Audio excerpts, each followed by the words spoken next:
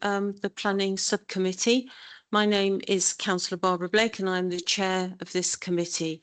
If members can introduce themselves, please. Race Rice at Tottenham Hale, Councillor. Sean O'Donovan, Councillor of Tottenham Hale. Amina Ibrahim, Councillor for Knoll Park. Cathy Brennan, Councillor for Muswell Hill. John Bevan, Councillor, Northumberland Park. Thank you. If officers can introduce themselves, please. Cody Sprock, Principal Committee Coordinator. Justin Farley, Legal Officer. Rob Shathovsky, Director of Planning and Building Standards. Catherine Smith, Head of Development Management and Planning Enforcement. Valerie O'Key, Principal Planning Officer. John McRory, Major Applications Team Leader. And Richard Truscott, Design Officer. Thank you. And any other officers will introduce themselves when relevant, and that applies to any officers that are in attendance virtually. So item 1, filming at meetings. This meeting is being recorded. All registered speakers should be aware that they will be recorded for live or subsequent broadcast via the council's internet site or by anyone attending the meeting. Item 2 is the planning protocol, and members and speakers are requested to note the information set out at item 2 on the agenda. Item 3 is apologies. We've received apologies from Councillor Bartlett and apology for lateness from Councillor Amin. Item 4 is urgent business, and I've received no items of urgent business. Item 5, declarations of interest. Do councillors have any declarations of interest, please? Councillor Ibrahim. Just to say, I'm councillor for Knoll Park, where Mallard Place is, but obviously I'll be viewing it with an open mind. Thank you. Councillor O'Donovan. I'm Councillor for Tottenham Hale, which relates to the second application, the Beryl development. Obviously, I will be looking at this with an open mind, but without predetermination. Okay, thank you very much. Thank you. We have item 6, which is the minutes of the meeting held on the 12th of January. Can we approve those, please? Yes. Okay, thank you. Right, I'm going to just adjourn for 5 minutes, which is to give members time to read the addendum and for you to have a look at the boards. And we have this excellent presentation as well. So 5 minutes adjournment. Thank you.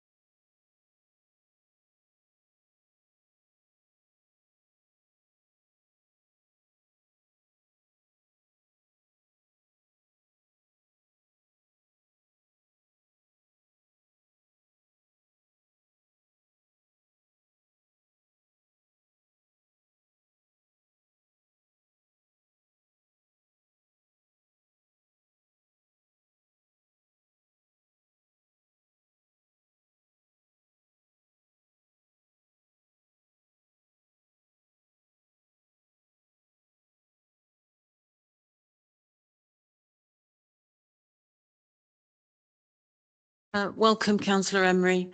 We're just having a 5-minute break so you can look through the addendum and the boards. Sorry to rush you.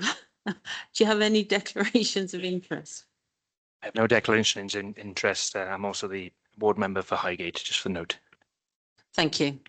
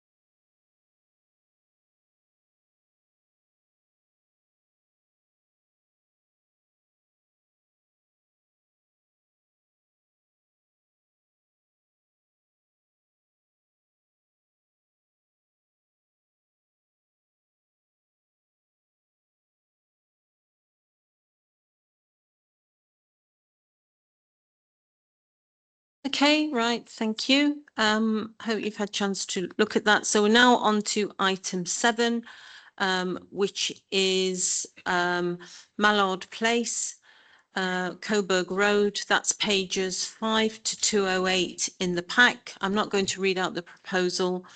I assume you've all read that. So the recommendation is to grant, and I'm going to hand over to Valerie to introduce this application. Thanks, Valerie. Thank you, Chair. The site is located at Mallard Place on Coburg Road, known as Chocolate Factory Phase 2.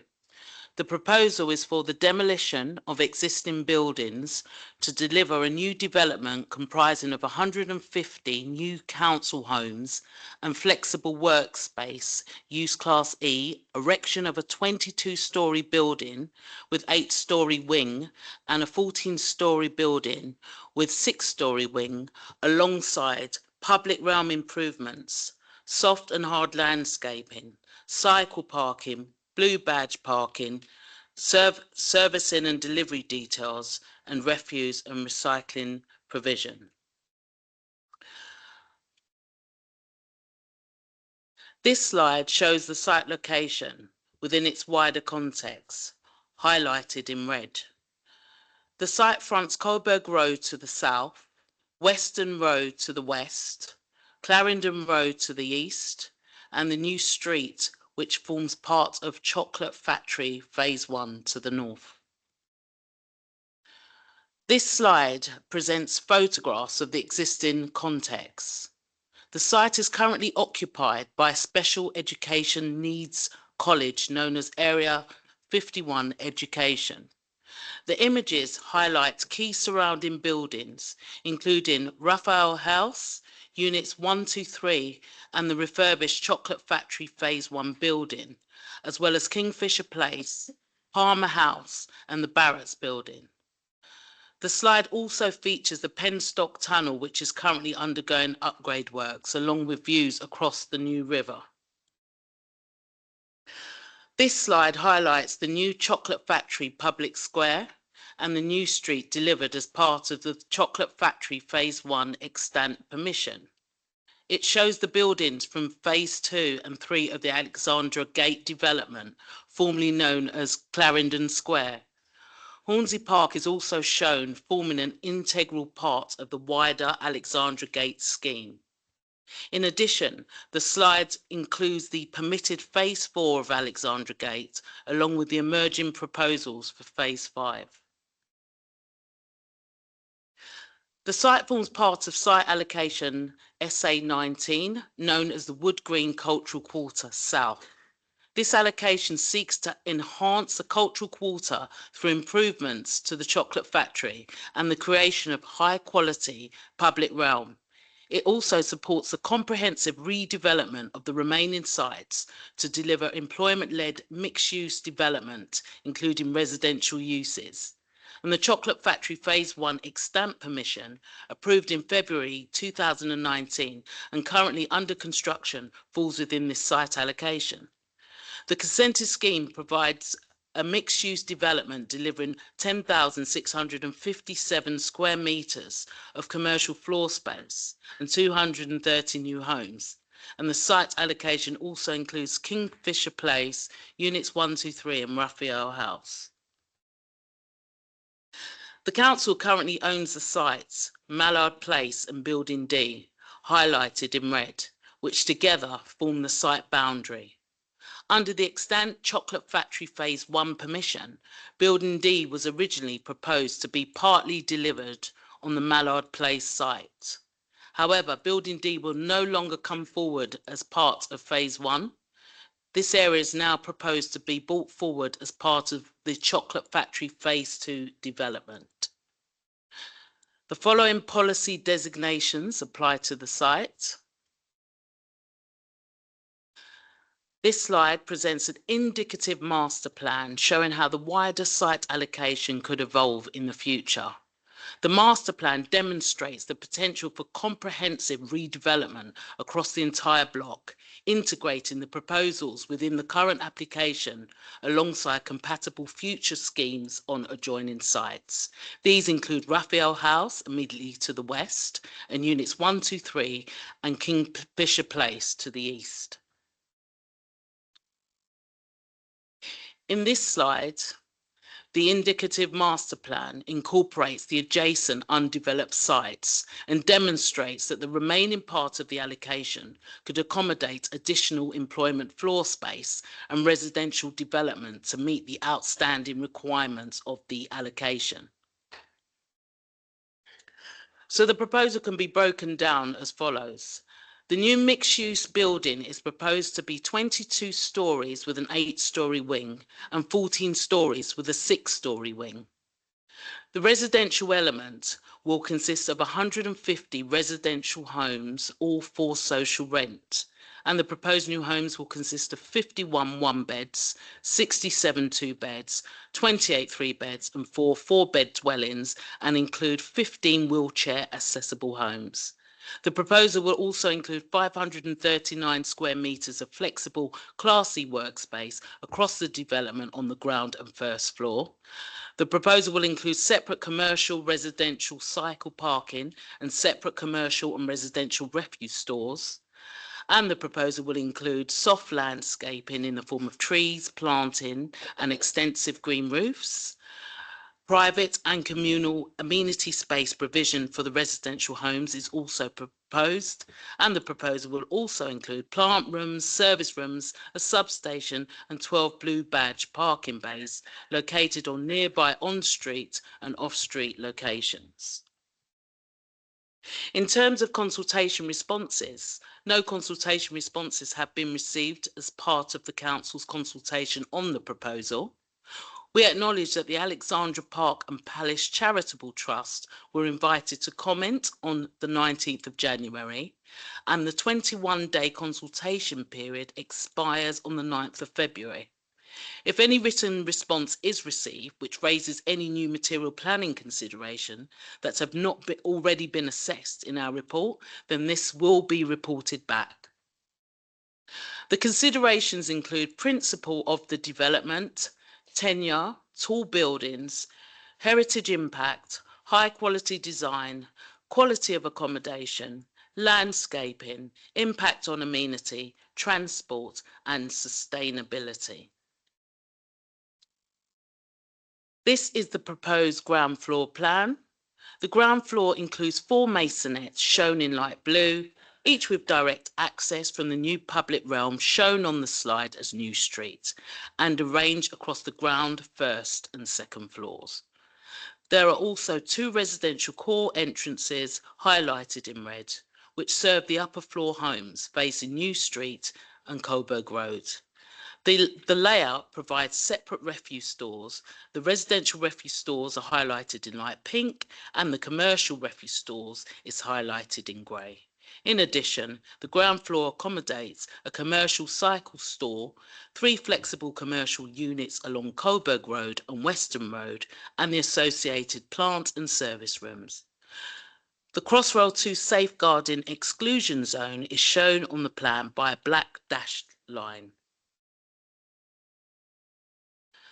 This is the proposed first floor plan. At this level, the development provides 3 residential dwellings, the upper floors of the masonettes, 6 residential cycle stores, including 1 accessible store, 4 flexible commercial units, a commercial workspace breakout area, and a number of additional service rooms. I will return to the upper floors later in the presentation.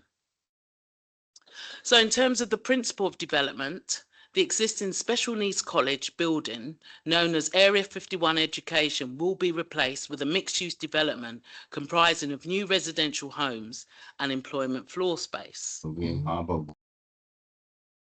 In terms of the loss of the existing Special Education Needs College, the college is defined as social infrastructure and its loss meets the requirements of London Plan Policy S1, as this facility will be re-provided to continue to serve the needs of its users. The council have agreed to secure a suitable alternative site prior to the commencement of the proposed development. This will be secured by the director's agreement letter.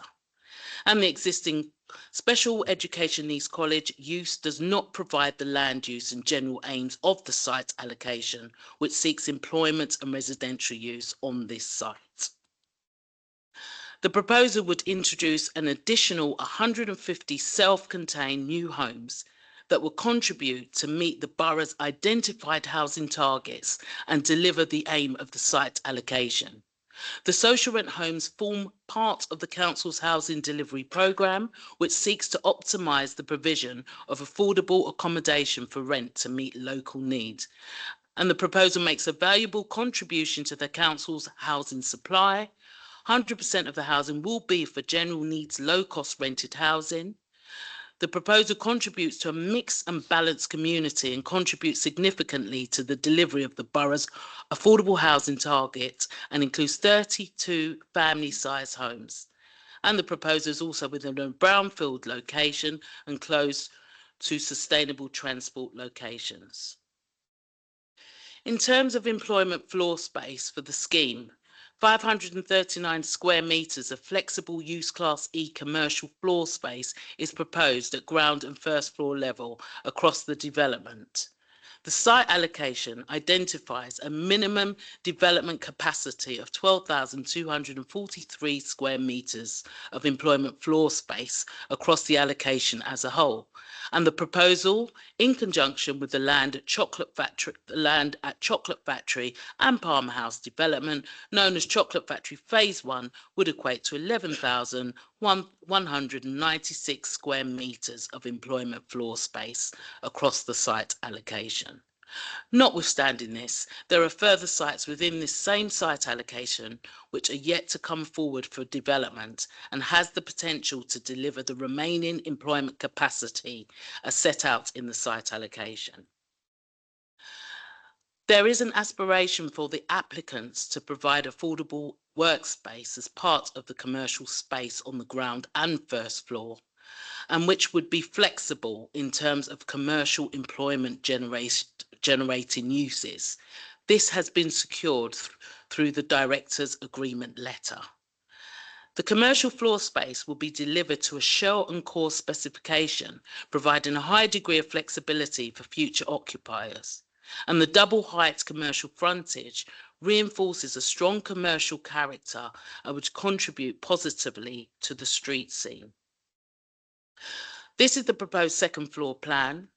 All of the upper floor dwellings have private amenity space in the form of south or west facing balconies. All the dwellings have also been carefully designed to be dual or triple aspect, with only one dwelling proposed to be single aspect north facing. The private rear gardens for the Masonettes fronting New Street also are located at this level. Communal amenity space is provided as a central podium courtyard, accessed via the residential lift and staircase in both the eastern and western buildings. This podium level is also directly accessible from the Masonettes and the dwellings on this floor, allowing residents to step straight out onto the courtyard without needing to use the lifts or cores. Child play space is also located within the central podium. This slide shows a typical upper floor plan. Further communal podiums are provided at 6th and 8th floor level and incorporate dedicated children's play space and extensive green roofs. Also within the towers, there are no more than 4 homes per floor. This is an illustrative view of the second floor podium courtyard. The podium courtyard provides a landscape communal space featuring trees, shrubs and integrated planters. Seating areas and shared pathways are arranged to encourage interaction. A dedicated play area designed for children aged 0 to 4 includes mounded play features and a slide to support early years activities and exploration. Details of the play equipment will be secured by condition. And then you've got this slide which shows a communal podium space on the 8th floor, designed similarly to the 6th floor podium and incorporating a dedicated child play area. The podium is located adjacent to an extensive green roof, which provides visual amenity, but is non-accessible. Play features at this level include flexible timber stacked seating. There is a shortfall in on-site play space provision due to physical site constraints and the requirement to deliver extensive biodiverse green roofs across large areas of the 6th and 8th floor roof levels of both the western and eastern buildings. Notwithstanding this shortfall, the site benefits from close proximity to a range of existing parks and open space. And to mitigate the reduced on-site provision, the applicants have agreed to make a financial contribution towards off-site play improvements within 200 metres of the development. This will be secured by the Directors' Agreement letter. In addition, the applicant will provide an indoor community play area within the proposed commercial floor space to meet the needs of existing and future residents. The detailed design of this indoor play space will be secured by condition. So this slide provides an overview of how the development sits within its wider surroundings. It includes the 2 main towers, a 22-storey east tower and a 14-storey west tower, each stepping down to the lower wings. It also demonstrates how the scheme fits into the emerging character of the area. It highlights the relationship between the east and west buildings and the communal amenity spaces. The diagram also emphasises the site's convenient access to Wood Green, Common, Alexandra Palace, Turnpike Lane, and its integration with the emerging public realm of Chocolate Factory Square and Alexandra Gate, formerly Clarendon Square. This slide shows how Coburg Road is transformed into a more active pedestrian route with improved connections, new workspace frontages, and an enhanced public realm. And this slide illustrates New Street as a new pedestrian-friendly route, highlighting the masonette shown in blue, the activation of key corners at the Coburg Road intersection, and the improved connection into Chocolate Factory Square from the New Street and emerging links from the south. So this slide shows the approach to the East Tower core entrance from Coburg Road. The material palette features light grey and white brick, complemented by a deep green tone expressed through glass reinforced concrete, metalwork and glazed brick. The light grey tones reinforce the emerging civic character along Coburg Road and is consistent with the approved material approach for phase 4 of the neighbouring Alexandra Gate development and refurbished Chocolate Factory building. The 2-storey green colonnade frontage draws reference from the Barrett building of Coburg Road. The QRP response to the material palette chosen was very positive. This is the colonnade frontage along Coburg Road. The active ground floor uses include commercial and residential frontages, which provide passive surveillance along Coburg Road. This is the communal deck access overlooking the podium courtyard. This is the core entrance at the junction of the New Street and Western Road. This is a view towards the 3-storey 4-bed masonettes accessed directly from the New Street, and the public realm along the New Street will be enhanced through the incorporation of raised planting associated with the masonettes. This slide is a view along Coburg Road towards the Penstock Foot Tunnel, which is currently being upgraded. This is a view from the Penstock Tunnel route. Note how the balconies vary on the different facades. The massing has been tested extensively and its siting is constrained by the safeguarded Crossrail 2 tunnel. The design has evolved through multiple iterations, incorporating feedback from both the quality review panel and planning officers, resulting in improvements to massing, architectural expression and detailing. The proposed development includes a 22-storey and 14-storey building which steps down to the lower wings. The location is considered suitable for tall buildings. The buildings meet the definition of a tall building. They fit into the checkerboard pattern of tall buildings, alternating with lower buildings and open space. The proposed building heights are consistent with emerging neighbouring developments and are considered acceptable within this urban context. And the buildings are legible as a landmark, and the buildings are elegant, well proportioned and visually interesting when viewed from any direction. In terms of the heritage impacts, the proposed design has benefited from comprehensive pre-application discussions and one formal design review that has sought to address both the heritage sensitivity of the development site and the opportunity to manage change within the heritage setting through informed and context-sensitive design. The demolition of the existing building is acceptable. The proposed development will lead to very low, less than substantial harm to the significance of the conservation area and its assets, which will be outweighed by several significant public benefits of the development. Given the above and the support from the Conservation and Design Officer and the Quality Review Panel, the proposed development in heritage terms is supported. This slide shows the illustrative landscape plan. 11 new trees will be planted, which replaces the 2 Category B mature London plane trees and 1 Category C tree that will require removal due to the constrained nature of the site, together with the requirements of the Crosswell 2 safeguarding zone, which has significantly influenced the final layout and design. As a result, the development will deliver a net increase of 8 trees on the site.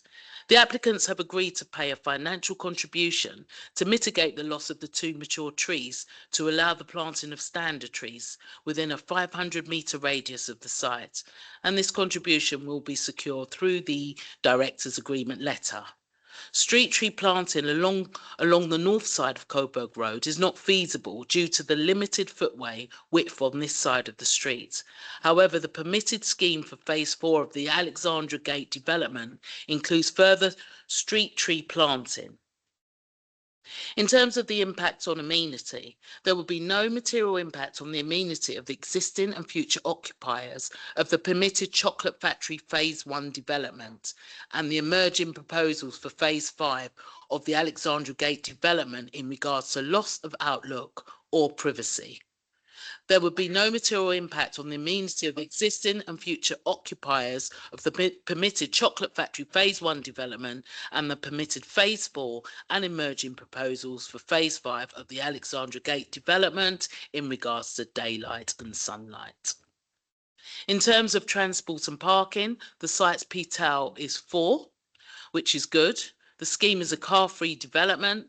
12 blue badge parking bays are proposed on nearby on-street and off-street locations on the New Street, Clarendon Road, Western Road and the car park of the permitted Chocolate Factory Phase 1 development, dedicated to the residents of the wheelchair homes within the development. The residential component of the scheme provides 275 long-term cycle parking spaces located within the 7 residential cycle stores located at first floor level, one of which is designed as an accessible store, and 7 short-term cycle parking spaces. The commercial component of the scheme provides 6 long-term cycle parking spaces located within a dedicated ground floor cycle store and 1 short-term cycle parking space. The short-stay cycle parking spaces are proposed along the New Street, and the cycle stores will be accessed via the primary cycle lift located on the ground floor, accessed from Western Road. A secondary contingency lift access from the New Street would also be provided to maintain access when the primary lift is not in use. The applicant has agreed to explore dedicated ground floor cycle provision, particularly for accessible cycles. This is to be secured by condition. In terms of servicing and delivery, for the Western building, refuse collection will be undertaken from the new inset loading bay on the New Street, and for the Eastern buildings, refuse collections will take place from Coburg Road, requiring the temporary suspension of approximately 2 on-street parking bays. This is the Director's Letter Agreement Head of Terms. And accordingly, the proposal is recommended for approval, subject to not receiving any new material planning considerations that have not been assessed. Thank you. you, Valerie. Thank you very much for that presentation. So do members have any questions of clarification? Councillor Emery, please. Thanks, Chair. I've got 3 questions. Do you want me to take them in turn or do you want me to do them all in one go? There's 3 short questions. Okay, do them one at a time. Firstly, apologies, I've only had a quick look, but looking at page 7 of the addendum, you've removed conditions 12 and 13. Just wondering if you can explain why. I couldn't quite see it in the addendum. The reasoning for condition 12 and 13 was because we hadn't received follow-up comments from the flood officer. So the comments were only received a few days ago, and the flood officer has signed off the additional information that was submitted, hence why the conditions were removed.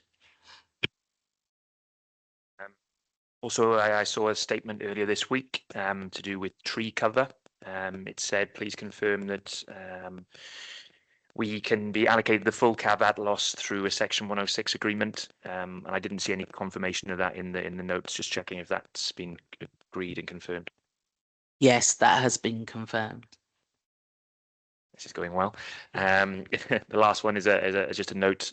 In terms of the cycle project on Maze Road, planning obligation 8, the most important section there, in my opinion, is the footpath through Martin's Walk. Just to mention that anything that can be done to improve pedestrian safety through designation there would be recommended.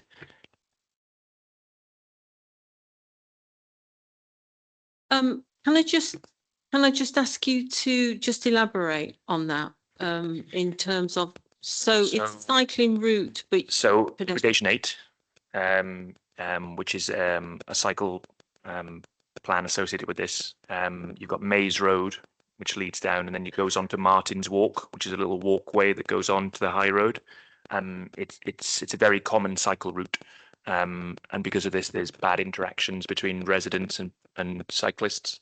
And I think if we're going to do any improvements in that area, it would be to recommend designation changes on the road layout on that Martin's Walk path.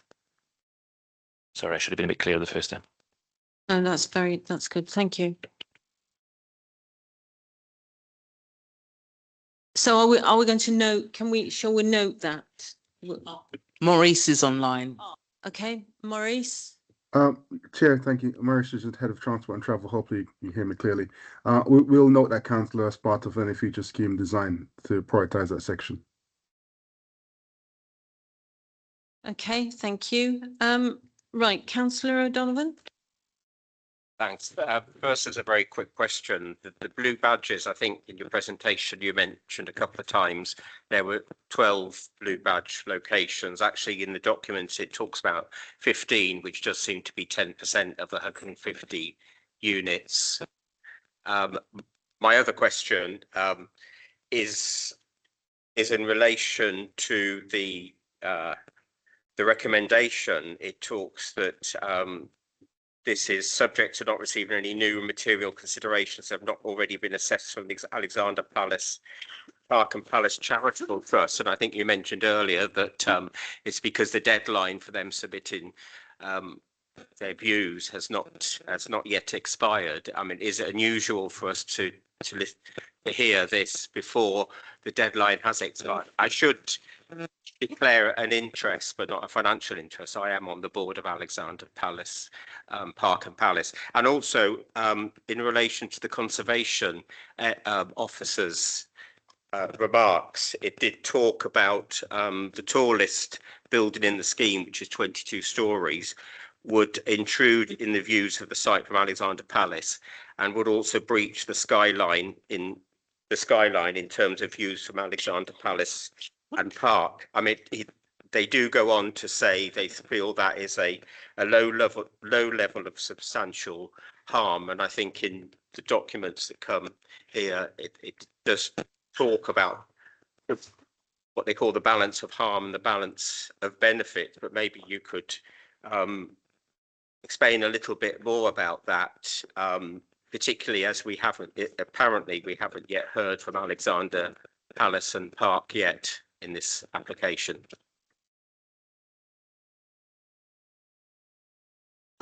just to come back on your point, councillor. Conscious that because of that mention of Alexandra Palace Park and Board, obviously as a consultee that both obviously declared in terms of being a ward member, but I didn't realise it was close enough to be like relevant. But I'm chair of Alexandra Palace Park and Board and one of the directors of APTL, Alexandra Palace Trading Limited. Okay, thank you. Thanks for that. Thank you. Yeah, so it isn't unusual to have a recommendation for for a scheme to be approved on the basis that there might be a short period of time before the consultation expires on one or two consultees, particularly given that there is a stage 2 referral on this. So we'll have to go back to the mayor for their view on what the recommendation and what the decision here is tonight, and also the fact there's a director's letter. So the decision, if you approve this evening, the decision won't be made for a few weeks, if not longer. We've only got a short period of time to wait to hear back from the organisation. I think we realised late on that we hadn't consulted them, and we didn't want to miss them having an opportunity to have their say. A fair amount of time has already passed on that consultation period, and there's only a couple of extra days left. So we may receive something, but we may not. But we hopefully would have considered and covered all of the issues relevant to them and their and their issues, if they have any, within our report. But if they do raise something that we haven't covered, then we will report back. Thank you. Councillor Brennan? Well, I should just mention that I'm also on the Statutory Advisory Committee for Alexandra Palace. So my two questions are sort of related to Alexandra Park. One, the route when you're walking from our buildings to Alexandra Palace, it passes Coburg Road. Will we be providing, is there currently being provided a pedestrian crossing at that point? Because to make ease of crossing Coburg Road, that's one question. Shall I put my other questions as well, Barbara? Okay. That's Maurice, sorry. Maurice? Yes, sure, Chair. 2 points. I think first coming back to the council in terms of the disabled car parking. So council, we've tried to maximise the disabled car parking as close as possible to the site, which is 12 spaces. There is a parking management plan assigned to this application as a condition that if we need to go up to the 15, we'll look for other spaces on the highway to make sure it gets to the 50, and hence the parking management plan. But at the minute, we've got 12 identified, and we'll need to put another 3 in as demand arises. In terms of crossing, councillor, there is no direct crossing associated with this application. But we are looking at crossing as part of the wider master plan area in terms of how we get people to Alexandra Palace. We've also got some works planned in terms of how we get people over to Cross Lane, which is a tunnel, which I believe that's actually going to be raised as part of another scheme. We've also secured some contribution from this scheme towards public realm enhancement, which can be put towards the crossing.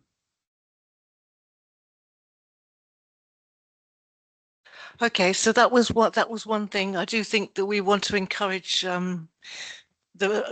make it easy for people to reach the park, because the park is obviously a major asset. Now, my second thing is also relevant to Alexandra Palace and Park.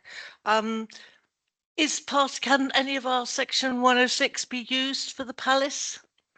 Because towards the palace, because they are very close, and they are a community asset themselves. So you would think that when such a large development comes up, maybe some of the money could actually go to enhance the palace, which will actually improve the quality of the residents' lives.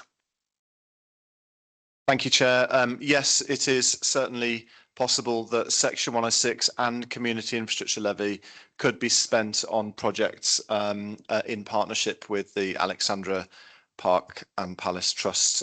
So there's certainly been, separate to this particular item, but general strategic discussions with Alexandra Palace on that precise matter, and ideas of projects being worked on. So we can't make that decision here and now. It's a different decision, but it's certainly technically possible, and it's certainly something that's being discussed at a strategic level. So actually on this scheme, it is being discussed? Or Not just specifically more for this scheme, but you know, generally they go into a sort of pot for the area, be it on parks, open space, play space, for Section 106 and SIL, and that issue has been discussed generally in terms of development in the Wood Green area. So it's certainly technically possible and capable. It's not a decision for tonight, but it's certainly being looked at in earnest. Councillor Donovan, sorry, I got sidetracked. So I think your questions on the Blue Badge and the View Valley Pally didn't get addressed. I will come to you, Councillor Rice, in a minute, but and did you have another question you wanted to ask, Councillor? No, it's just, it's on page 44 of the report tonight. You mentioned 15 blue badges, blue badge locations. The view of Ali Pally?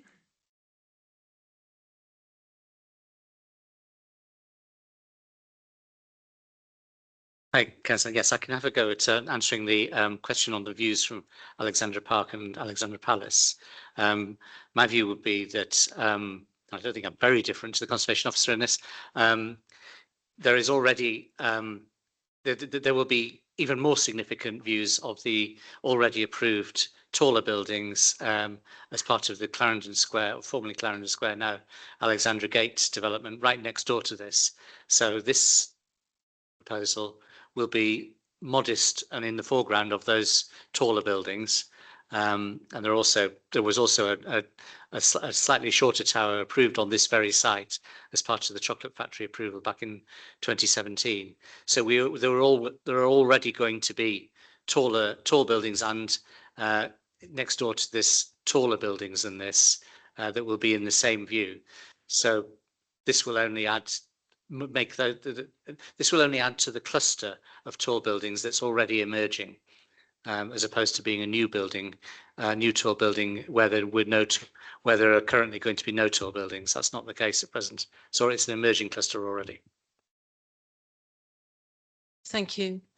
Councillor Rice? Yeah, you know, this new development brings 150 council homes into play.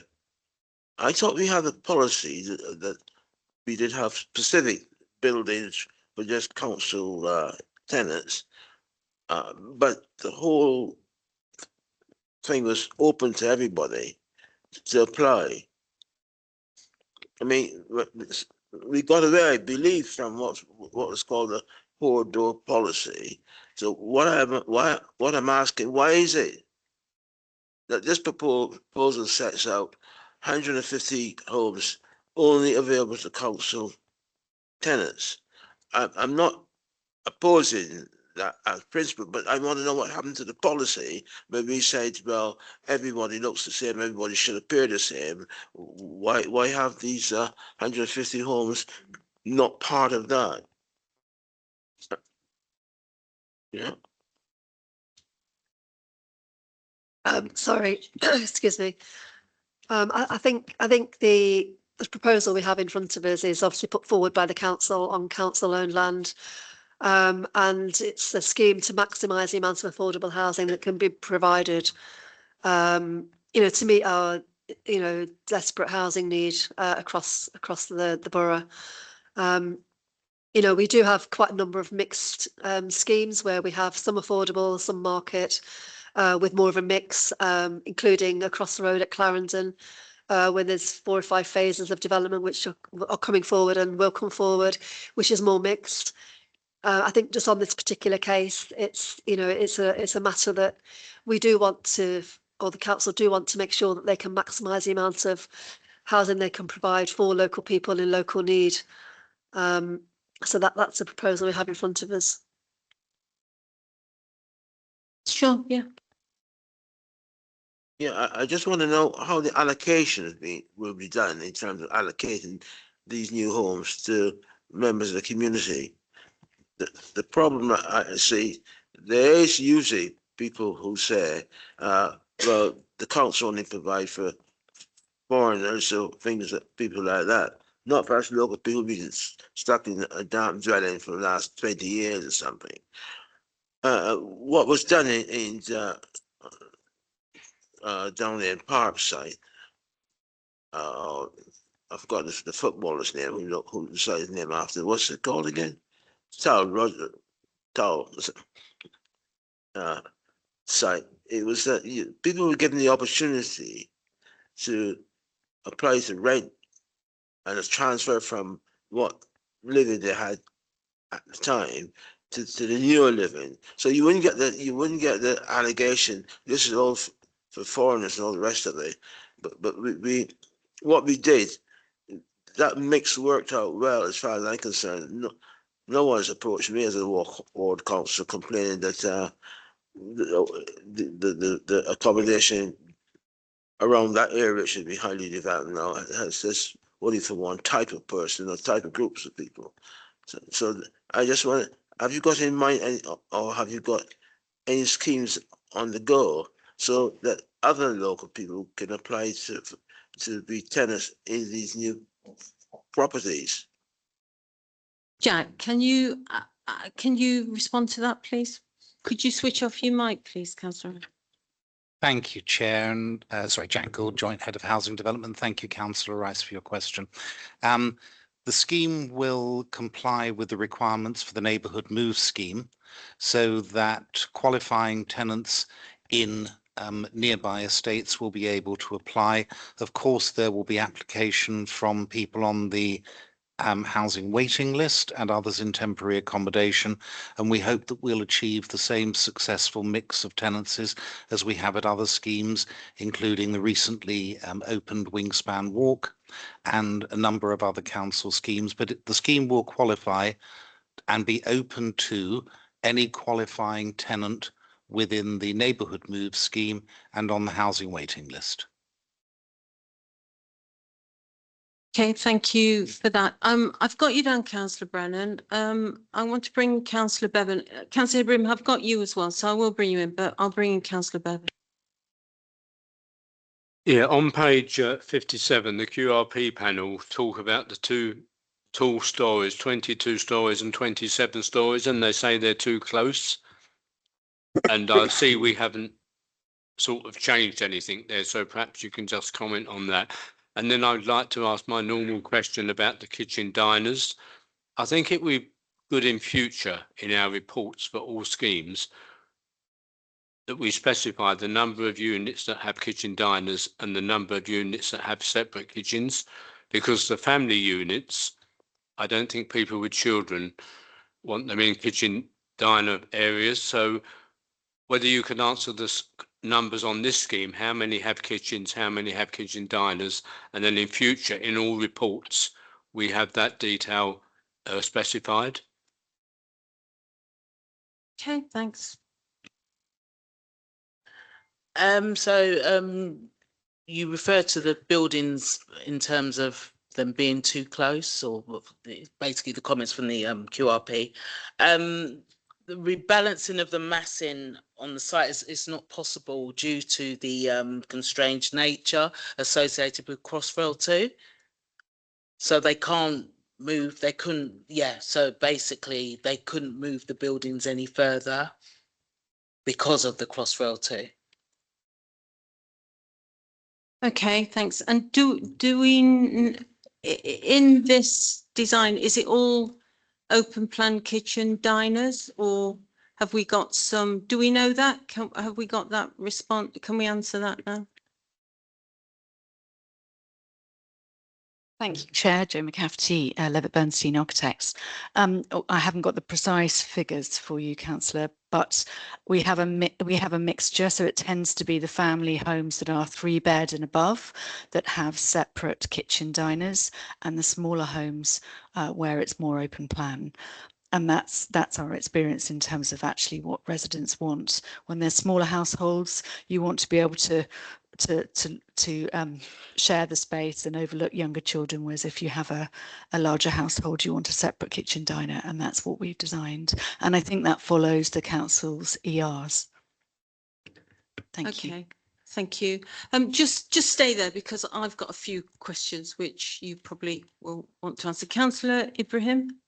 Yeah, so I just want it to, I mean, I've got a question as well, but I just want it formally minuted that I object to the use of the term foreigner by any members of the committee, and I just think that needs to be challenged. So I'd like that minuted. And my question was going to be on the kitchen diners actually, because I need some clarity on that.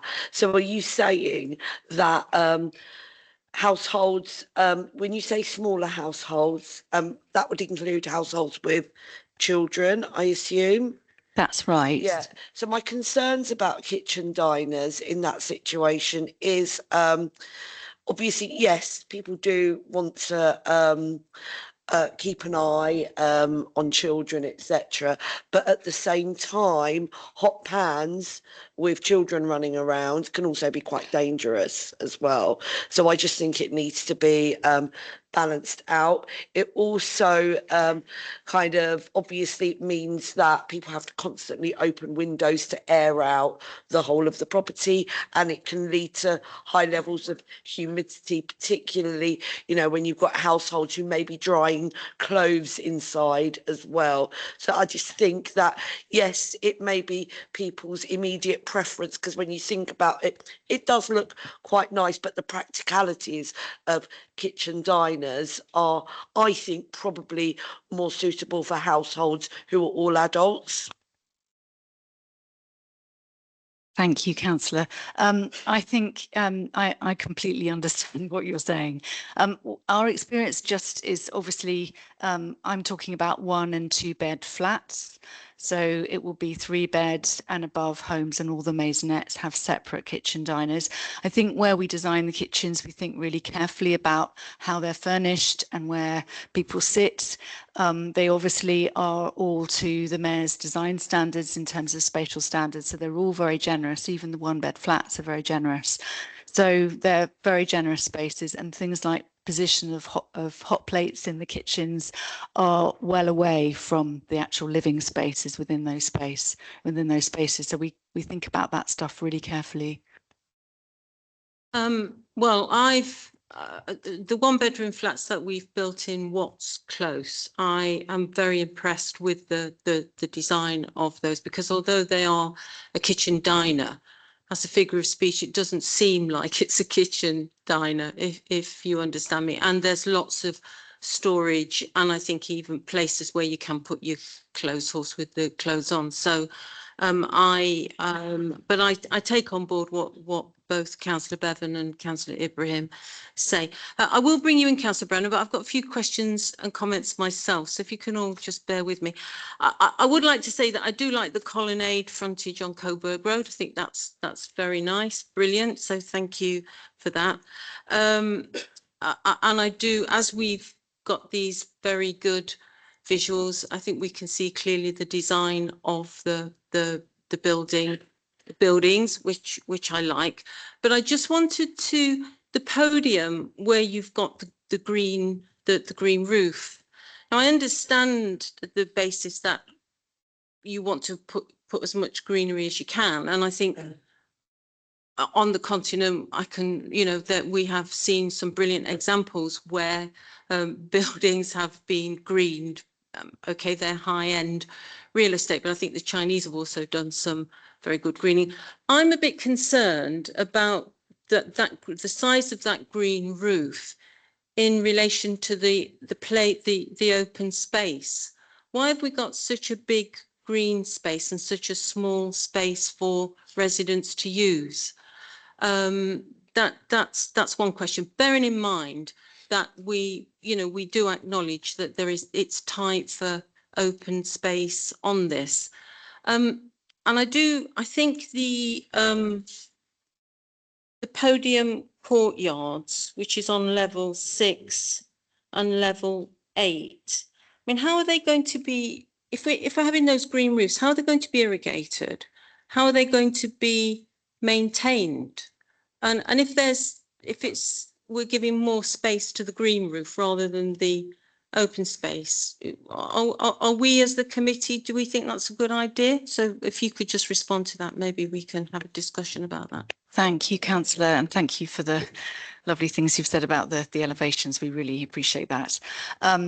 In terms of the roof design, I have Reese here, who is our landscape architect. Just to say about the balance of space, what we are trying to maximise, as well as play and social space across the development, is also the biodiversity net gain, and that's been a really important balance of the quality of the scheme. Hence why the roof spaces, as you're describing them on level 6 and 8, some of them are resident amenity, but the rest are left to green, and that's to achieve the highest level of BNG that we can on the proposals. But in terms of maintenance, perhaps I'll hand over to Reese, if I may.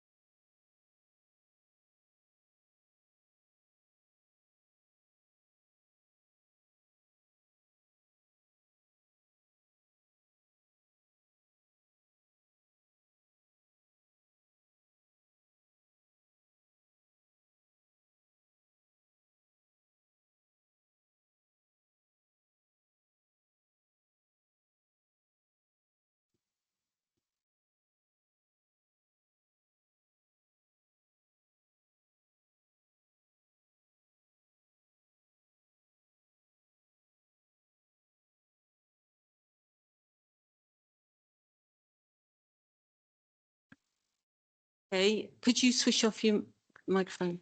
So just bear with me, committee, and I mean, I'm happy for you to come in if you want, but so the green roof, but could we not plant larger bushes or trees so that it's something much more visual than you know, those flowery flowers? Could we not plant bigger plants and trees on that space?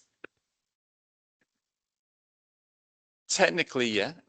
Technically, yes. You would need to provide a deeper soil depth, which has a structural implication, which is one of the reasons why we've gone for the wildflower meadow, because it only needs about sort of that much soil. The sort of like more substantial planting requires more maintenance. So there's a kind of extra maintenance burden that have to be taken on by the building management. There's also really nice views from those terraces out towards Ali Pali. So I wanted to, you know, part of the reason for providing the space on those terraces, got a great view out in the afternoon sun. We don't want to block that view with things that are kind of be in the way of your eye line.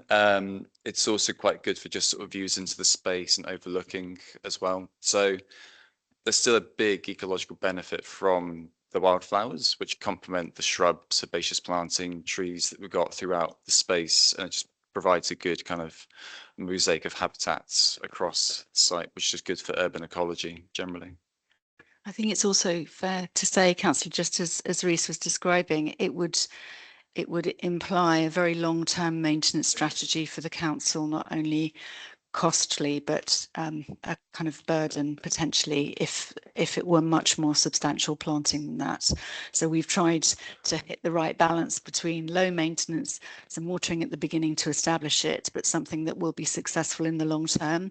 Some of the schemes that you've described, which are fantastic, I agree, also have very, very substantial both soil depths and long-term costly maintenance strategies, irrigation strategies to keep them alive. I think we've all probably visited lots of schemes where we have lovely green walls in planning drawings, but actually they fail in the long term. So what we've tried to design is something very robust and maintainable. Okay, I mean, just I'm not overly struck on green walls myself for the very same reason. But one thing I've noticed is when a building does have a lot of green, it does tend to influence other buildings. So people then tend to green up their balconies. I hope that the council will encourage residents to do that, because I think, you know, that's because it just makes everywhere look beautiful and we all feel a lot better when we see that. I just wanted to clarify. Oh, Valerie, sorry, did you want to come in about that? Yeah, I was going to say, Chair, so details of all the landscaping and management has been secured by the condition. And also the green roof would also have to meet, as well as the biodiversity net gain, it would also have to meet the urban greening factor as well. Okay, well, as the planning officers have heard me say very many times, if it can be done in Milan, it can be done in Haringey. So, which I feel slightly embarrassed about saying, but you know, I do believe that if we can do it in Milan, we can do it in Haringey, and that's my long-term dream, I must admit.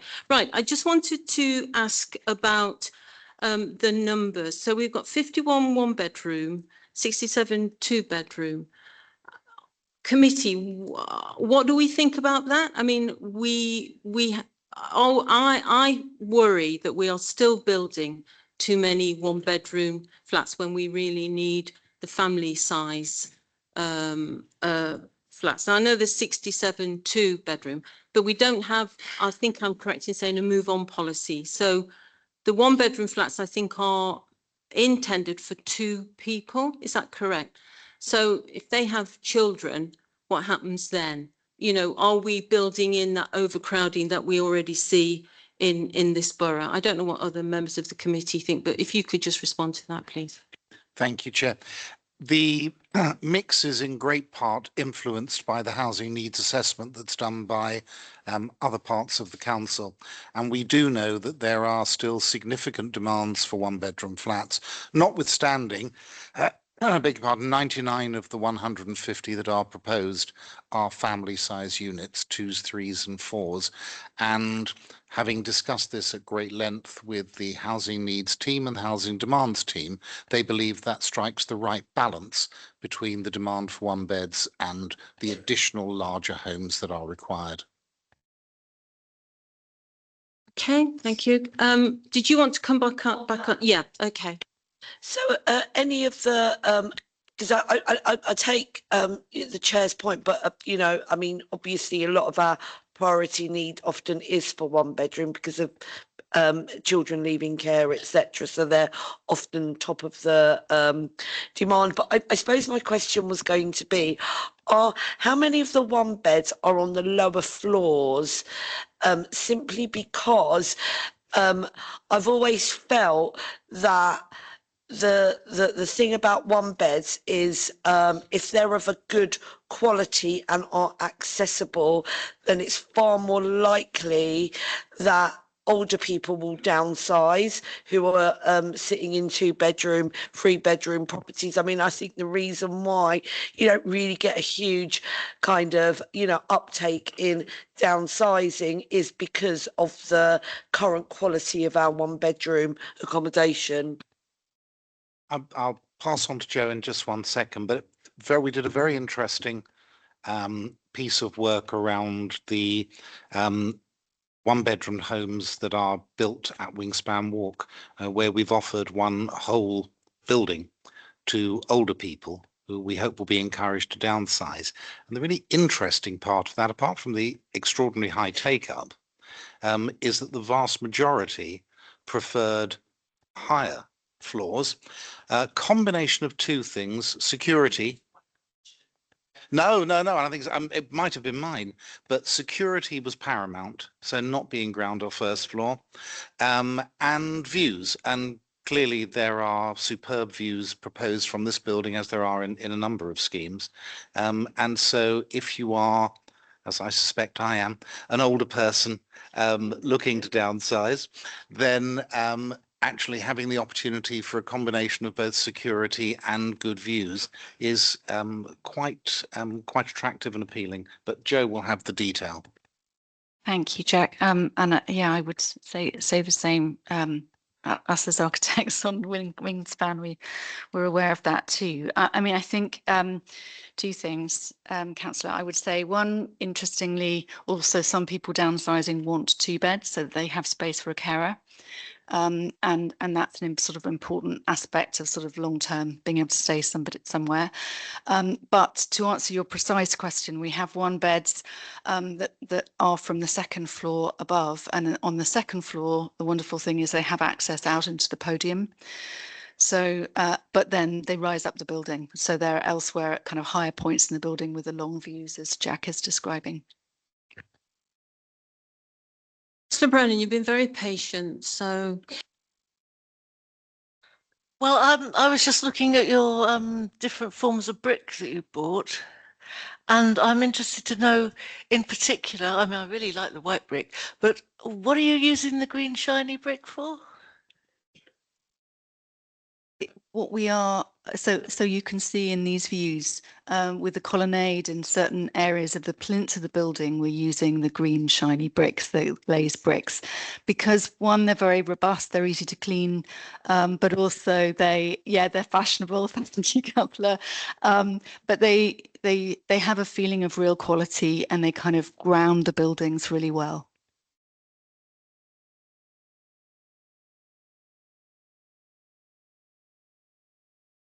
Yeah, I'm going to bring you in, Councillor. Very short. So, because you haven't heard yet from Alexandra Palace, is this whole approval going to be sort of subject to whatever Alexandra Palace say? I know, of course, they're not going to say anything, but what if they did say something really fundamental? I think we would have had their chance at this meeting tonight. So, am I correct in that? Yeah. I think if they, you know, we might get some response from them. We might not. But I think we've covered all the issues that we consider to be relevant to this application within our report. So I'd imagine that anything they might raise has already been assessed and been aired and discussed in this room. But if they did raise something which was material, which was different to what we have assessed, or something that we hadn't thought about, I guess, then we would have to report back on the application. Councillor Rice, you wanted to come in, I think, about the bricks. I want to say thanks to all who did this presentation, but I wonder if we could perhaps 5 minutes before we actually vote, people actually look at it and appreciate what's been put in place. I did give you, okay, yeah, before we vote, we can just have It wasn't all assembled when we started. I mean, Okay, yeah, all right. We can have a couple of minutes just to look before we vote. Councillor Bevan. Well, I'm really pleased about what was said about a separate part for older people, because there's a lot in the media about older people, and when they're in one big development, they will meet younger people, and perhaps the younger people will help each other and all that type of thing. So I'm really impressed with that.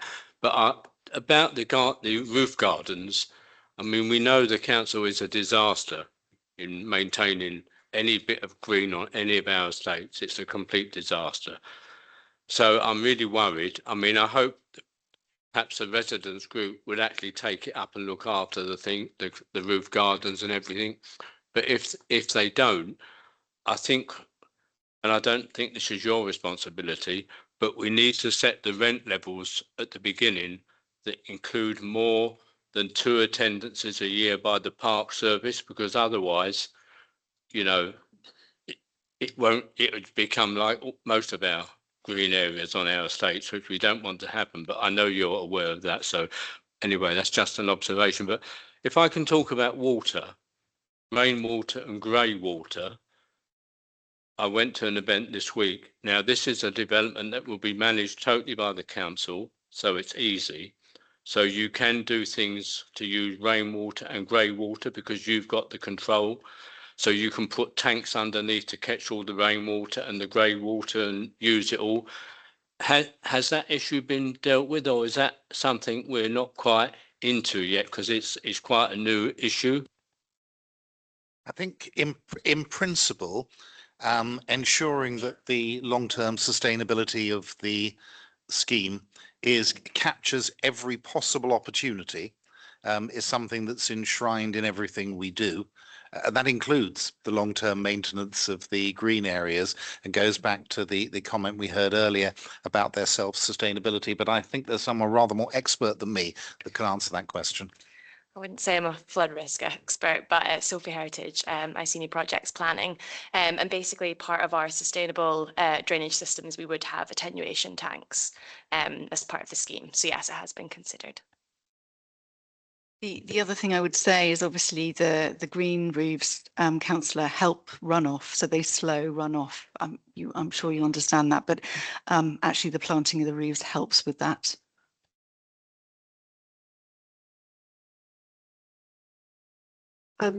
Hopefully to reassure members as well, to some extent, we have a landscaping condition which requires details of all soft landscaping to be submitted. And as part of that and the planting plans, there's also a requirement to provide management programmes for the planting. So, you know, if there was an issue in terms of the planting not being maintained properly, then we wouldn't want to enforce against ourselves as a council. We can obviously use the condition as a lever to put pressure on the excuse me, on the service to actually address the issue with the landscaping. I think we're going to task Councillor Bevan with that one. Thank you, and thank you for your comments on that, Councillor Bevan. So, has anyone got any more comments? No. So, do you want to have 2 minutes, committee, to just look, Councillor Rice, you, and then okay, 2 minutes, a couple of minutes just to look, and then we'll sum up. Yeah. Okay. All right.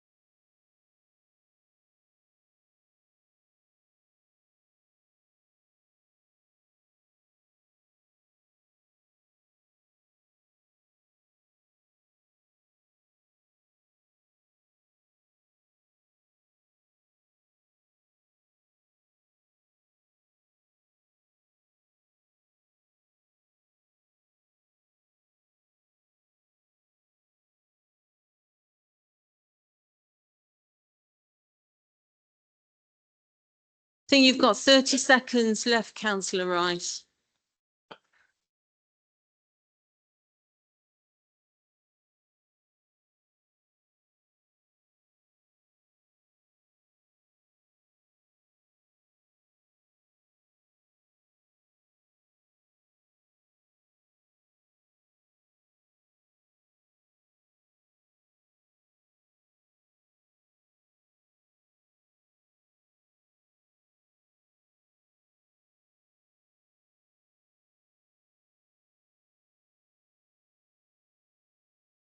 Okay, thank you. Right. Okay, so I'm going to hand over to Catherine Smith to confirm the proposal with a summary of any changes, please. Thank you, Chair. You vote.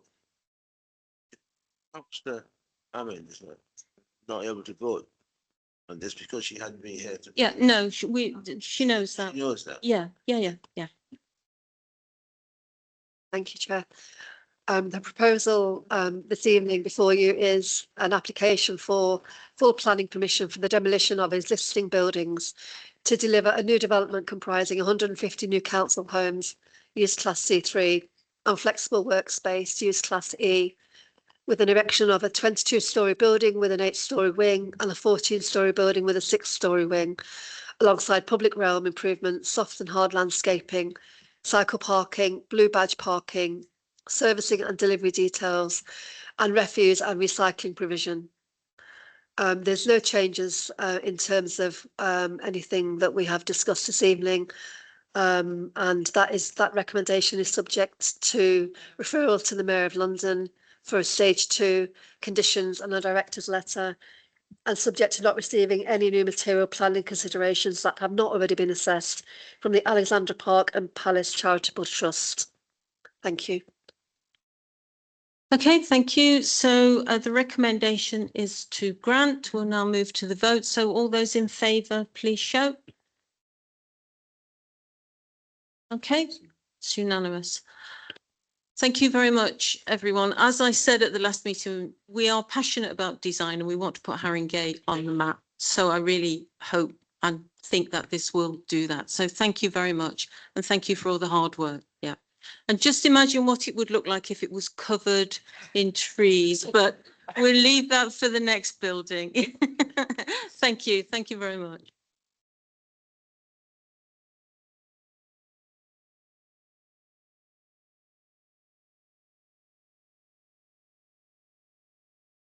Okay, so if anybody wants a quick toilet break, and I mean toilet break, it's not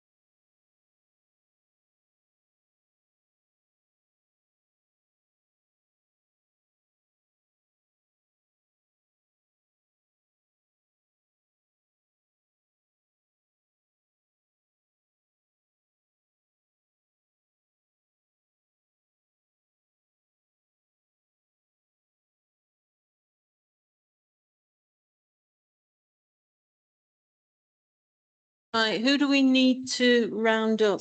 Cody, right, can we go and, I know some of them are in the all right, if there's anybody outside, can we just bring them in?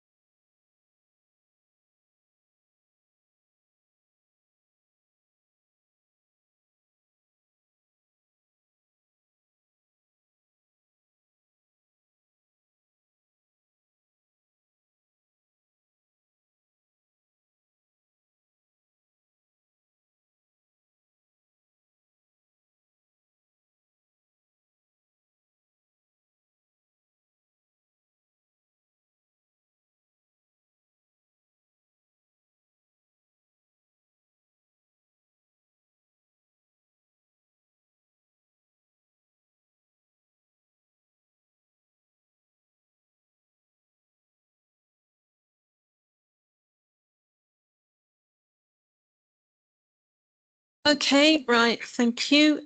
So councillor Amin, could you just introduce yourself, please? And can you confirm that whether you have any declarations of interest, please? Councillor Kaushika Amin, I'm a member for Northumberland Park Ward and I've nothing to declare.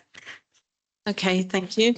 Right, so we're moving on now to item 8, which is the Beryl Quarter, Ashley Road. That's pages 281 to 856 in the pack. And I will hand over to Philip Elliott to introduce this application. Thank you. Thank you, Chair. So this is an application to make changes to a scheme that has already been permitted. Members resolved to grant planning permission for a similar scheme on the 3rd of July 2023, with the scheme subsequently being granted on the 3rd of March 2025 after the Section 106 was agreed and signed. This application is submitted under Section 73 of the Town and Country Planning Act to amend Condition 2 relating to the approved drawings on the existing planning permission. So whilst it would be a new permission, if granted, all the conditions on the original permission would be reapplied, and the time limit for implementing the permission would be the same as the original permission, which is the 3rd of March 2028.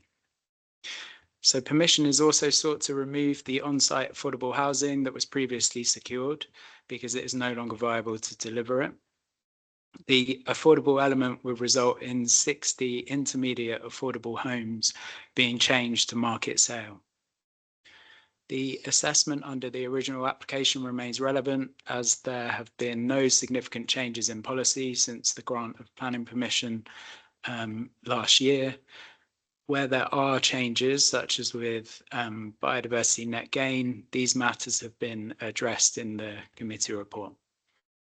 The applicant, Berkeley Square Developments, have delivered several schemes in Tottenham Hale, such as the Premier Inn Hotel, One Station Square or Millstream Tower, the Gessner, the Cecile and Rosa Luxembourg Apartments, which the council has purchased for council housing. So this plan just shows the application site edged in red. It's just to the northwest of Tottenham Hale Station on land between Ashley Road and Watermead Way.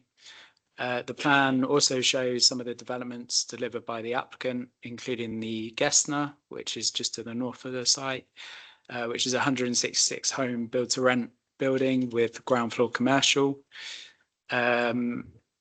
There's also the Cecile, just to the northwest of the site on the other side of Ashley Road, which is a 315 home build to rent building, and Rosa Luxembourg Apartments, which is a 214 home council house building, just to the west. So the application site itself includes Beryl House, which is the former Beryl Pencil Factory, which is a locally listed building, and Two Barrel Yard, which is currently a vacant site, partly used as car parking.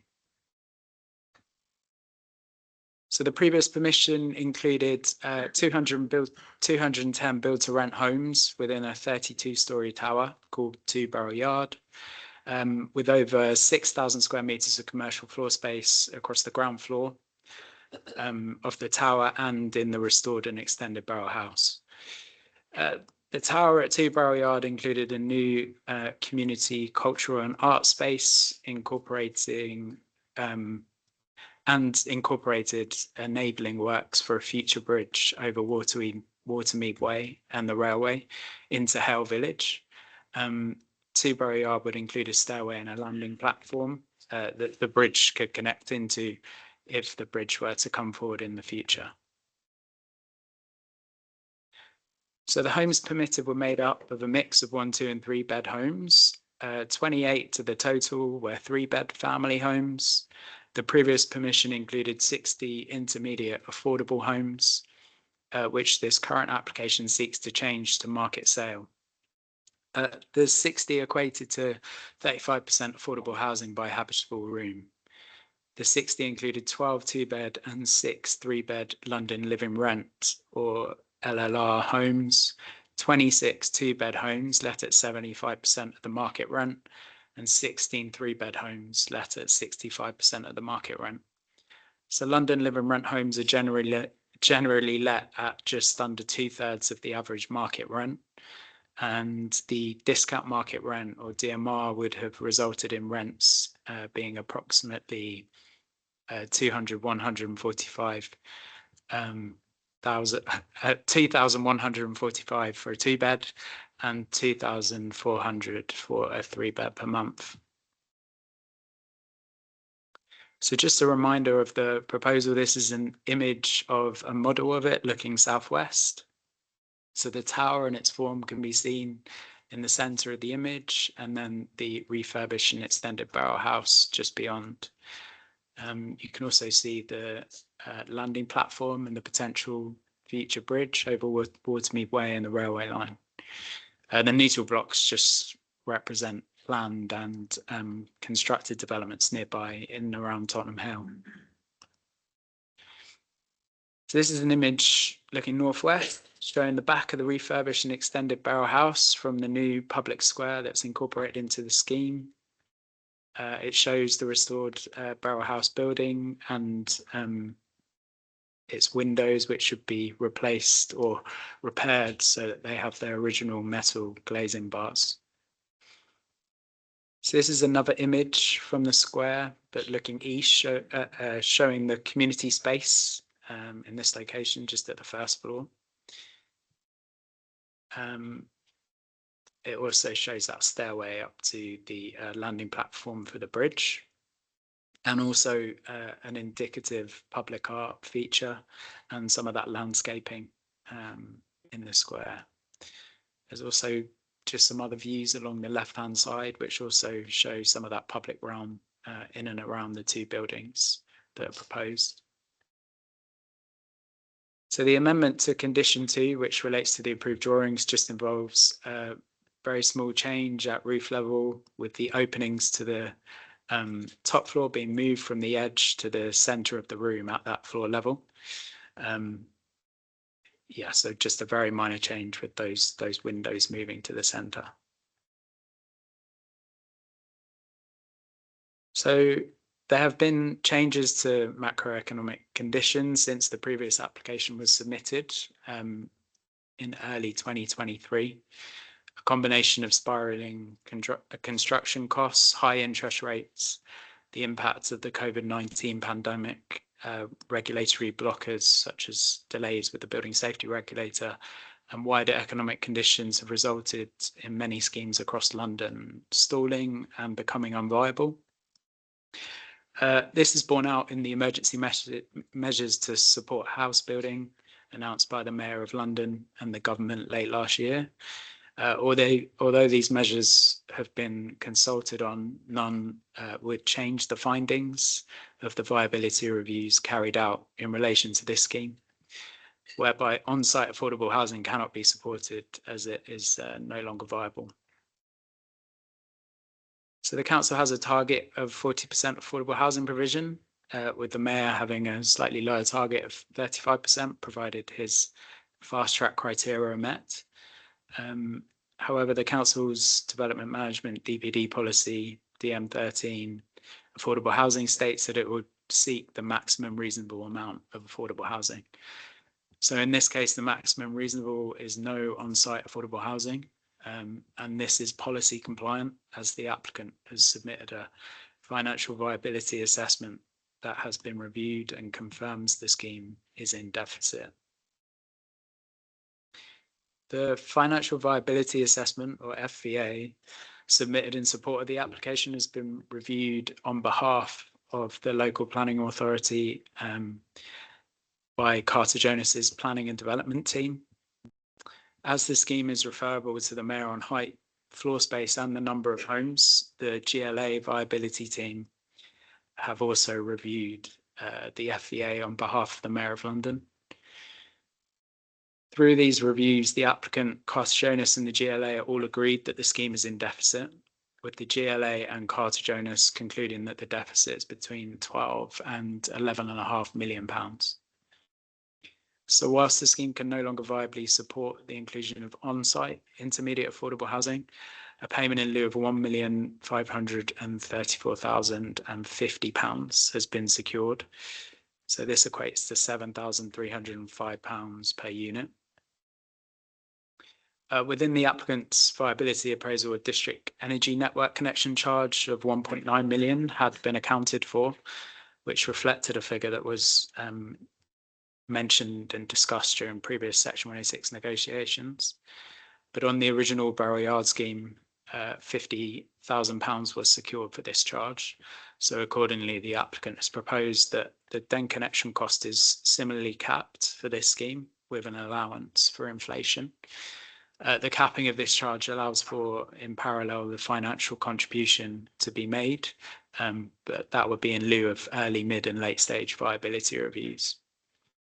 So that payment can be put towards the council's council house building programme and would equate to the delivery of approximately 5 or 6 one-bed or 3 family council homes. Also, to encourage delivery of the build-to-rent homes in the scheme, the applicant would be required to make further payments of £153,405 per year for each year the completion of 2 Barrow Yard is delayed by beyond 50 months from commencement. So that 50 months is just over 4 years, which is typically a building such as 2 Barrow Yard would take around 3 to 4 years to construct. So that time frame is considered reasonable by officers. So that just encourages the the applicant to deliver the scheme. So whilst the scheme can no longer viably support on-site intermediate affordable housing, it will still deliver several key public benefits, which include the following: high quality housing and commercial development with 210 homes and 6,000 square meters of commercial floor space, a landmark tall building supported by the Quality Review Panel, and the refurbishment, extension and improvement of the locally listed Borough House. The scheme would deliver significant employment opportunities during construction and once the scheme is constructed through the delivery of a range of commercial spaces. The commercial spaces and the requirement to submit a commercial strategy would enhance the commercial offer in Tottenham Hale and build on the regeneration schemes already delivered in and around the station and along Ashley Road. Employment and skills obligations would secure employment training and apprenticeships for Haringey residents. A new community cultural and art space would be delivered that would be let rent-free for 3 years and then at 80% of market rate for an agreed period up to 15 years. A new bridgehead and landing platform within Two Borough Yard would be built to support a potential future bridge over Watermead Way and the railway into Hale Village. And this will be supported by a feasibility study for the delivery of the bridge. The scheme would deliver significant public realm improvements with a new public square and outdoor art space, enhanced by a public lighting display. And this would be accompanied by new trees and landscaping that would enhance urban greening and biodiversity. There would also be at least a £300,000 contribution towards carbon offsetting. A relocation strategy would support current tenants moving on from Borough House, and there'll be a contribution to chess services locally. So in addition to the financial contribution towards affordable housing in the borough of over £1.5 million, the scheme would also contribute financially to infrastructure through the Community Infrastructure Levy, or CIL. The total CIL liability would be near to £5 million. Of that amount, almost £3 million would go towards infrastructure in Haringey. It is noted that the CIL rate for build-to-rent schemes in the east of the borough is double the rate of conventional residential. And now that the application is proposing no on-site affordable housing, the scheme wouldn't be able to claim relief, which would result in CIL receipts of over £600,000 more towards infrastructure in the borough than the previous permission would have contributed. So in total, the scheme would be making financial contributions towards affordable housing and infrastructure within Haringey of over £4.36 million. So that concludes the presentation. I should just say that we have David Price from Carter Jonas, who's online and on hand to answer any questions that there may be on the viability review that was carried out on behalf of the council. Thank you. Any questions, please, from the committee? Oh, Councillor Rice. The bridge over Watermead Way, I note you got it listed for feasibility study. There've been all sorts of studies in respect of that bridge. It doesn't need any further feasibility studies. When is it actually going to be built? I mean, lots of people are quite angry on that side of the river that the bridge is not in place. So could you say something more in terms of the development of that bridge? Because to say the feasibility study doesn't take it very far. Yeah, so it wouldn't be reasonable for this scheme alone to deliver the bridge. The cost of that would be too high. But what the scheme does do is include the landing platform for it. And so if the money becomes available in the future to deliver the bridge, then it can connect into this scheme. So it safeguards that bridge coming forward.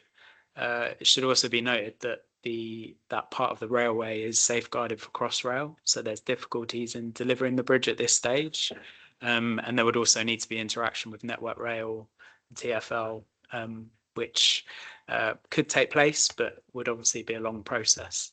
So this scheme does all it can to safeguard that connection.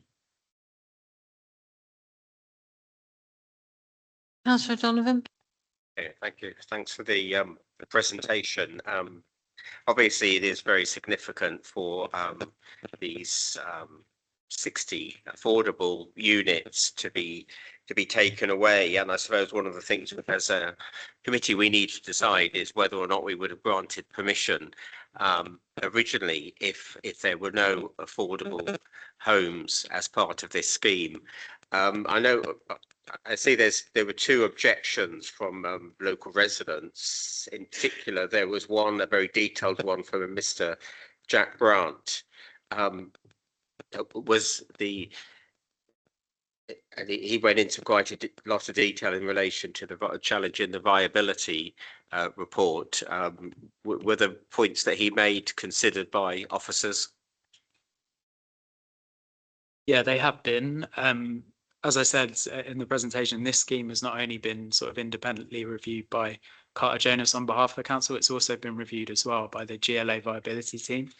And so the deficit figures, both Carter Jonas and the GLA in agreement. So all of those points that were made, which generally sort of talked about issues in the financial viability assessment and questioned some of those inputs, they've been checked by not only Carter Jonas, but also the GLA, who are in agreement with the findings. I saw that the GLA viability officers originally were quite, from the report, it said they were quite strongly against this, or they objected to it. But then after presumably other studies were made, they are now supporting that. What were the key reasons for the GLA officers, viability officers, to change their views? I think naturally with these processes, there's back and forth where there's negotiation, inputs are checked and points are clarified. So the applicant's starting point was a much higher figure that the scheme is in deficit. And through that back and forth viability process, that figure's come down and we're now at sort of minus 12 million. So I think the GLA, after they got more information, came to the view that that was the accurate figure. In relation to the bridge, you mentioned, I think, that just now that there was a question in relation to funding, whether there was funding available for the bridge. My recollection from the meeting last time was, I'm not sure whether funding for the bridge was mentioned. I think it was more to do with the bridge wouldn't be able to be built at the moment because of Crossrail. But if that situation is resolved, it seemed to be implied by the developers last time that there would be funding available for the bridge. And as you know, in Tottenham Hale, there's probably 100-year history of people trying to get from various parts of Tottenham Hale over to Tottenham Marshes and the Paddock, etc. And this bridge was certainly one of the most appealing parts of this application. I know that they are going to build the landing site and it's going to be used at some point as a winter garden until Crossrail is resolved. But the point in relation to no finances for the bridge, is that something new, or was that something the developers were saying at the last meeting, at the last application meeting? No, nothing has changed since the previous meeting in terms of that money at the moment just isn't allocated towards it, but it could be. I think obviously the uncertainty around Crossrail sort of needs to be resolved. And potentially, if Crossrail does happen, then it could form part of those works as things are developed on that site. But yeah, at the moment, there isn't any money allocated towards it. But there is that feasibility study, which will dig into the costs and how much it would cost to deliver it. And then obviously the council could choose to allocate funds towards that through such as SIL or anything else if they wish to. With a clarification, last time, I think most of the discussion was about build to rent, with 35% affordable, which would be either the London live-in rent or discount rent, I think. Is the scheme still build to rent? Because I understand that various articles and reviews in lots of journals say that at the moment the most lucrative thing for developers is this idea of a build to rent rather than build to sell. If it is build to rent, and it is as lucrative as experts seem to think it is, then I can understand why people may feel that some affordable parts of that, some units being affordable, should be still allowable within that build to rent, because it's clear what we want to do as a council, I think, and the community in Tottenham Hale as well. They want a mixed and balanced community in these properties, and if no units in that area are affordable, that probably means that they're unaffordable to ordinary people. So we're not going to have a mixed and balanced community in those blocks. No, on build to rent, I think it has come under serious challenges, just as build to sale has. I think some other products may be slightly more viable, such as co-living, PBSA. But I think that the assessments do speak to the fact that there has been difficulties in the build to rent sector. In terms of affordability, Tottenham Hale has delivered a high percentage of affordable homes, over 30%. And you obviously have Ashley Road Depot, which is 100% council housing scheme just up the road, and also Rosa Luxembourg over the road. So there is sort of a mix and a range of homes that are coming forward within Tottenham Hale. But yeah, the main point in that being that I think applicants would argue that build to rent has been constrained and yields are much lower than they have been, and that's why the scheme needs to seek to remove the affordable housing in order to come forward. Okay, thank you. Councillor Emery, did you have your hand up? No, you didn't. Sorry. Councillor Branham?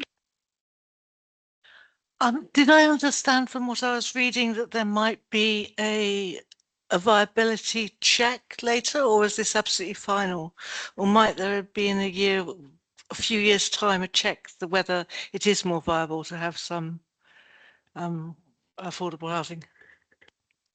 No, so in place, so there sometimes you can have a review in the future. So a late stage review would come at 75% of occupancy. Obviously that review could establish that there would be no payment because of the status of the economic climate at that time. So in this application, we've agreed the payment in lieu, which would mean that there wouldn't be those reviews. So that gives some certainty to the council and the developer at this stage that that's the fee. We would get that money. Sorry, was there another point as well that you? Okay. Councillor Bevan? So what is the definition of completion? And also the 150,000, if it's not done within a certain time, is that from the start of the permission, or does that start after it's every year after the 4 or 5 years? How does that work? And just ask the developers, are you going to be the managing agent? You're going to keep ownership and control, basically? Yeah, I could probably just answer that first point. So on the extra payment, it starts once the scheme commences. It can't start on permission because there's they have to go through building safety regulator and certain aspects, which would mean it couldn't start at that point. But it would start from commencement, and then they'd have 4 years to deliver. And if they don't deliver in that time, then they would start to have to pay those additional payments. So it's just trying to encourage them to deliver some of the public benefits we talked about. So if they didn't deliver in time, that payment would start them when the first spade went into the ground? Essentially, yes. Right, Yeah. okay. 4 years after that. So you just said it won't start 4 years after this. I'm getting confused. Yeah, so they put the spade in the ground. If And they don't- haven't and finished, They don't deliver. if they haven't finished in 4 years, then they'd have to pay that 150,000 plus figure. And then they'd have to pay it again a year later. Right, so they don't have to pay back 4 years from the start of the spade going in. I think I'm confused now. So I'm only probably going to say the same thing as Phil, but basically, once they start building, they've got 4 years within which to complete the development. If they haven't completed it within those 4 years, at that point, they pay the £150,000. If a further year later they still haven't completed it, then they pay another £150,000. No. Right, okay. Any more questions, please? Do you want the answer on the councillor Evans' question? Yeah, the management, who's going to? So are the, yeah, could you, yeah, thank you. Thank you, Chair. Jonathan Carkeep from Berkeley Square Developments. In answer to the question about management, obviously there's two parts to the scheme. There's the Beryl House side of the scheme as well as the build to rent side. So as many members are aware that we've obviously delivered over 700 homes. We've kept most of that commercial and resale, and we will be keeping Beryl House. As you've been round the Arc Club, those are the things that we really want to see really successfully delivered. We will bring in an operator to work on the build to rent. And again, I think members may have been round the Gesner and Cecile and seen the quality of homes that we seek to deliver.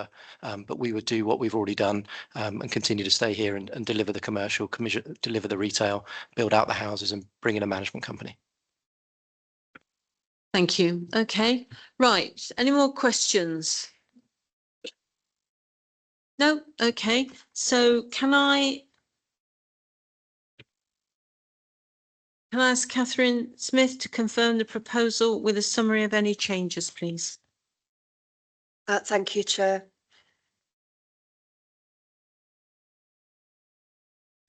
Right.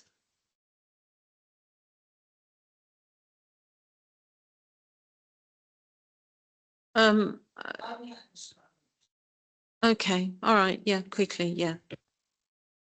I was just listening to the debate, and listening to my colleagues about affordable housing.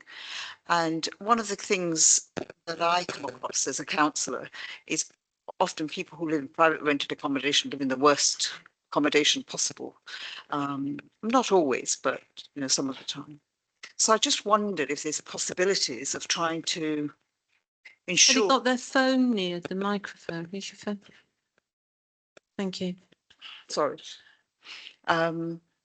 If it's possible to ensure that the element that would have been the affordable housing could be offered to residents in Haringey who are privately renting first and foremost, because it means that those people who live in poor accommodation could be, moved into much better accommodation, especially if it's London Rent as well, which again would offer them some security. And I also wondered, it's asking, but whether it's possible to give them tenancies that would encourage them to stay local. I would quite like, if you can't do affordable housing, I'd quite like to see a group of Haringey residents in very difficult circumstances, often in very, very difficult circumstances, get some kind of security in good housing, if you like. Okay, thank you. Thank you. Hopefully the council officer might help me out, but within the Section 106 agreement, we have committed to a build to rent management plan. And within that, it provides commitments on the way in which we'll operate that building. And within that, we give the tenants the rights to 3-year terms. So we give longevity of tenure. And then for those that have been around our buildings, you'll know that they're some of the best buildings in Tottenham Hale, in terms of the quality, in terms of the deliverables.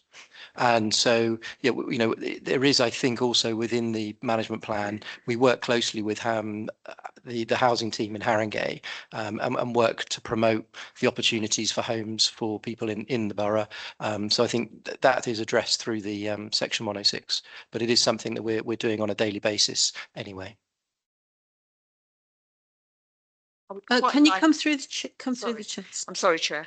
How many have you? What's the follow-up? The final bit. Right. Okay. Just it's a good point that you kind of push me on.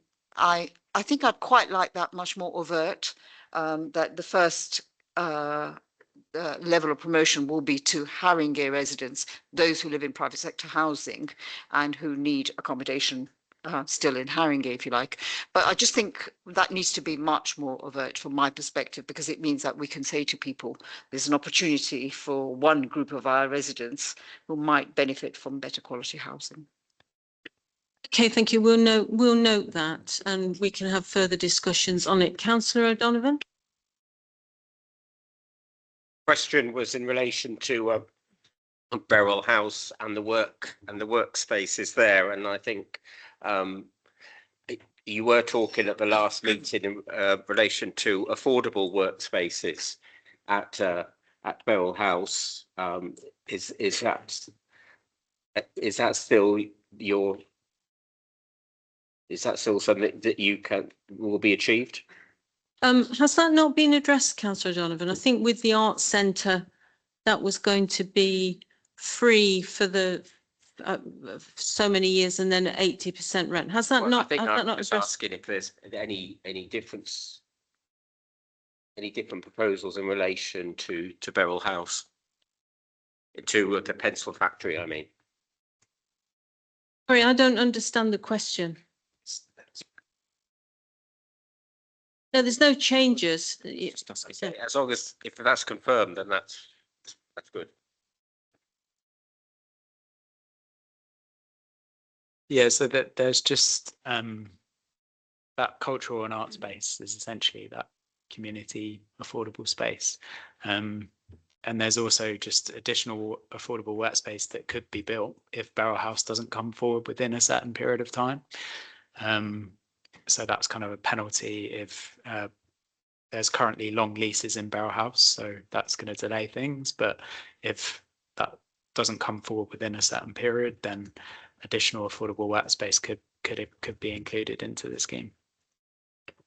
Okay, right. Thank you. Thanks very much for that. I hope that's clarified everything. So, all right, Councillor Rice. But all the spaces for development on the Beryl site, as well as the sites around Tottenham Hale Station, have they all now been allocated and work in progress? So is everything pretty much, yeah, everything has planning permission or is under construction. Some of those schemes, particularly there's a couple of sites on Ashley Road that haven't that have been implemented but haven't come forward. But yeah, generally pretty much everything in and around the station is permitted or under construction. That site now becomes like a car park, quite a big car park. What's going to happen there?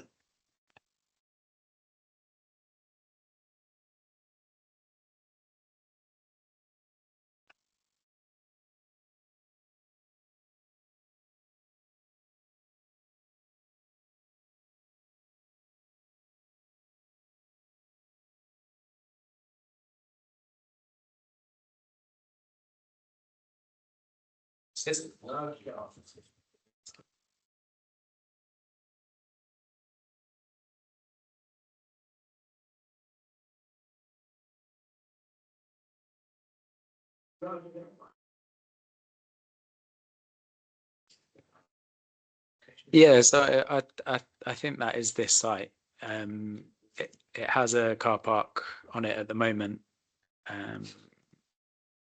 Obviously, it's a historic factory and it had car parking. So while some of it's been developed, yeah, it still has a car park on the site at the moment. So kind of where the public square is, there is a car park. yeah, that would be the tower in this development.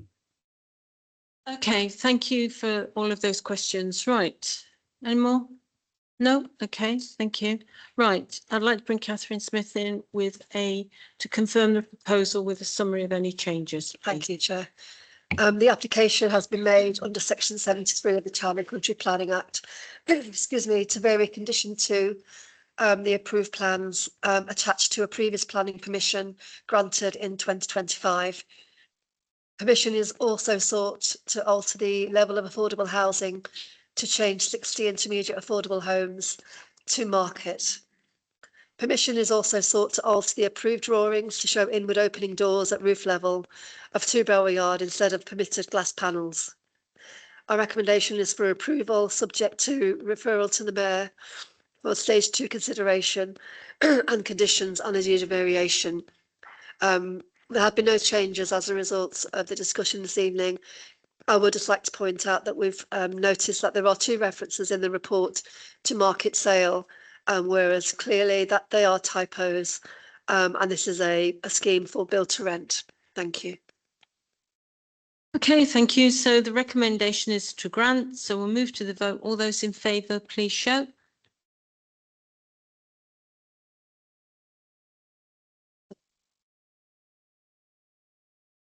That's unanimous. Thank you. Thank you very much. Thank you. Okay, we'll move on to item 9, update on major proposals, pages 857 to 868. Any questions or comments on those, please? No? Okay. There are no items of urgent business, so the date of the next meeting is the 5th of March. So thank you very much, everyone, for your contributions. Thank you and good evening.